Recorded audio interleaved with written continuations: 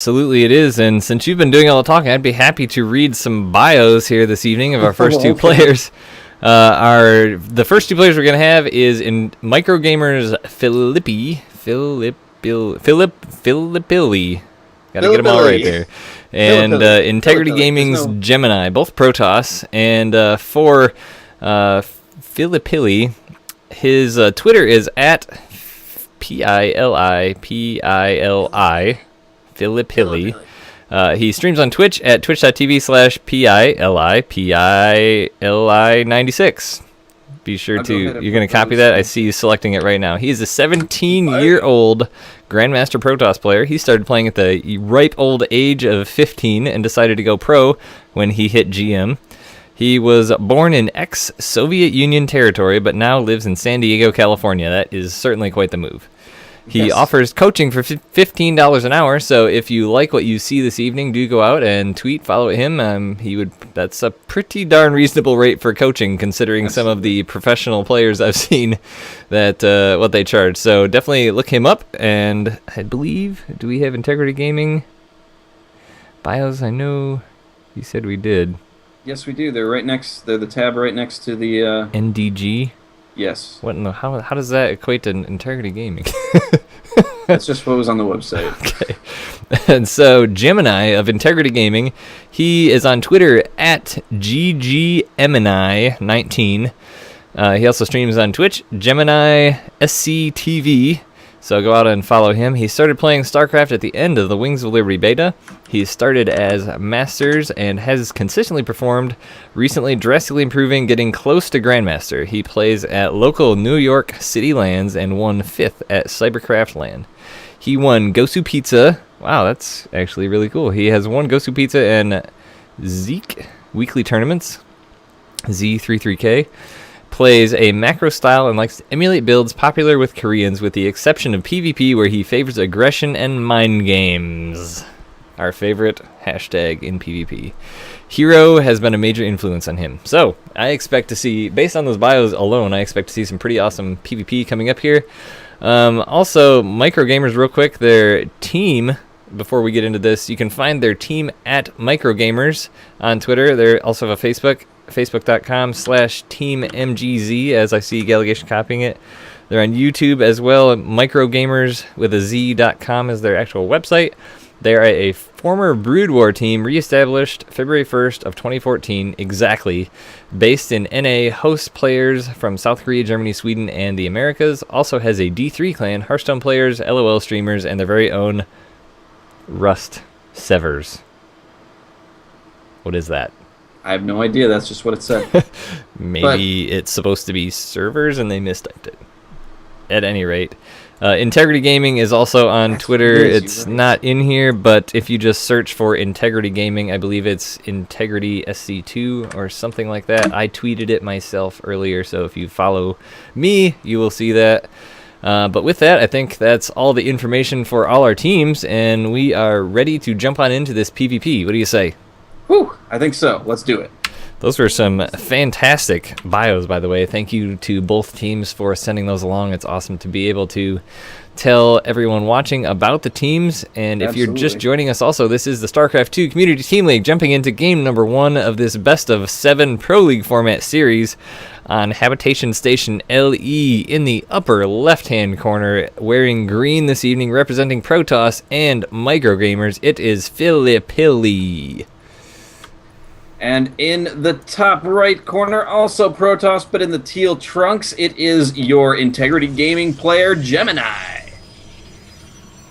So we heard in the bio that Gemini definitely is a macro player, except in PvP, where he likes to do aggression and mind games. We'll see what he has up his sleeves in this match as he puts his pylon out by the lower gas. This is a really cool map, and I feel obligated, as I do every time this map loads up, to point out the gold bases outside, because gold bases are still a thing that we're just getting used to again, since they sort of reintroduced them in the 1v1 map, being Habitation Station. Happy to see that.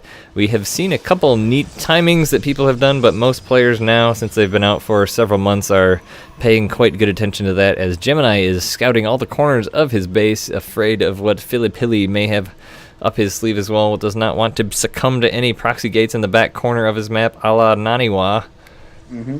I like how you keep adding that H to Pili Pili. I mean, you want to. I keep want to. Well, we had Phil on Tuesday, so I still have that kind of stuck in my head. But I'll just go with Pill. There you go. Pill here, Pili is taking a longer than usual path through the middle of the map here, possibly trying to sneak into his opponent's base, not wanting to cross scouts, but there is no scouting coming out of Gemini just yet, so he's focusing entirely on his building of things, putting down, you would think this was a PVZ here, Gallegation, by his building style. Oh yeah, blocking he doesn't off want anything all getting in those. there. Yeah. Does not want that probe to be able to scout in between those geysers. You never know what he's hiding there. But that definitely makes it a fact that you can't put a pylon there if you have things blocking it. But now Gemini taking a scout of his own across the map to see what is up. Cybercore about to finish at just about the same time for both players. Actually, one thing, I don't know why it's not in this overlay, but in the game art, it seems like they took out that little countdown to an upgrade or other production-y type thing finishing up. That was super awesome. That was pretty neat. Yeah, now that you mentioned it, I don't remember seeing it. That was super handy. I loved that little feature. Yeah, it was cool. So it looks like now we're getting a few units out here. Gemini going for the Stalker. There is a Zealot out for Pili Pili. And a Sentry as well. Yep, Sentry Mothership Core a little bit earlier for Gemini than for Pili Pili. He does start his just now. It's interesting to see he does have that Stalker, and sometimes aggressive Protosses like to get that Stalker out and run it right across the map to nullify any scouting and take that tower, because it looks like Pili Pili is going to be holding onto that tower, shoving away the probe of Gemini. The Stalker going to be moving across to not let him hold that real estate all that much longer. Absolutely.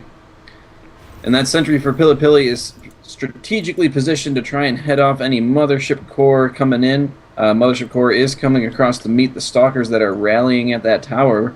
And Pili Pili kind of taking that cue to move his forces to the top of his ramp to prepare for what's coming his way. Also scouting out for some proxy pylons to make sure that he's not getting any warps near his base. We definitely have some interesting probe movements down here from both players. Gemini putting down a pylon now at the southern region of Pili Pili's base, and he's been doing quite a bit of scouting himself, but he did not scout that very region where the pylon is going down. We can see that he wants to get that aggression on as he has two Stalkers Mothership Core running across just as the pylon is finishing up. Blink on the way, as well as two more gateways for Pili Pili, but Stargate from Gemini.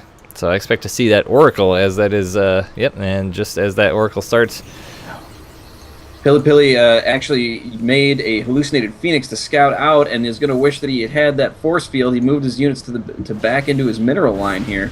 So he's not going to be able to force anything out, really, with that Sentry. Frankly, it's not able to do a whole lot. It doesn't have any energy, but there are enough Stalkers there to do some damage. That Mothership Core is getting itself way out of place there. He did have enough to put down a Photon Overcharge, but he opted for 2 Time Warps. Maybe not the best decision there, but we'll see what happens. Blink is about half done. He has lost a couple Stalkers so far, warping in 4 more, but is under some great pressure here with not quite enough energy on the Mothership Core of Gemini to do much.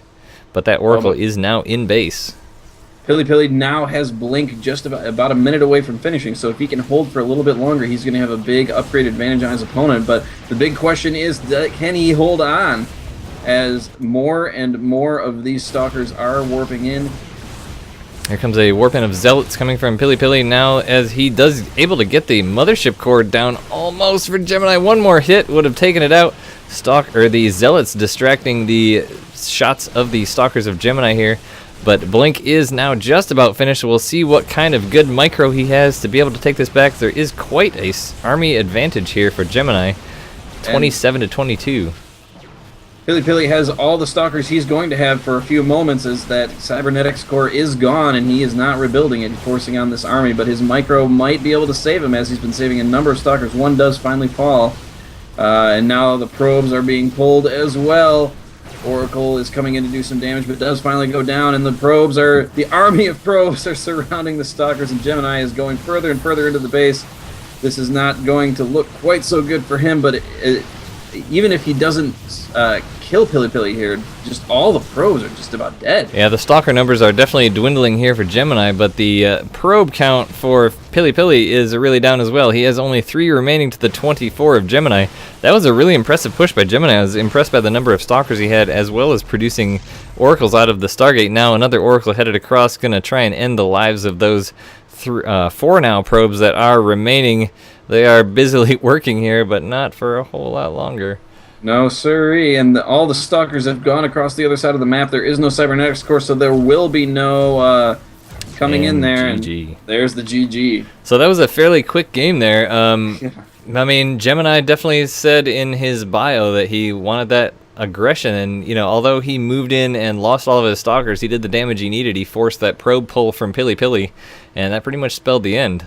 Yeah, you gotta admire Pili's kind of patience there, though, keeping his stalkers pulled back and really waiting on that blink upgrade. He did lose his cybernetics core, and as you said, he lost the majority of his probes, but I think that he played that maybe the best he could have given the circumstances. Just trying to wait out that blink, get what advantage he could, and then press it. But unfortunately, he did not have the anti-air, and that was going to spell his doom. So that will put Integrity Gaming up 1-0 against MicroGamerZ.